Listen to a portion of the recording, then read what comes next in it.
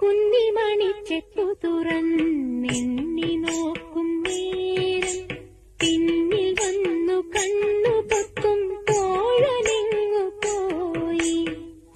കാറ്റു വന്നു പൊന്മുളതൻ കാതിൽ മൂളും നേരം കാത്തു വന്ന തോഴനെന്നെ ഓർത്തു പാടും പോലെ.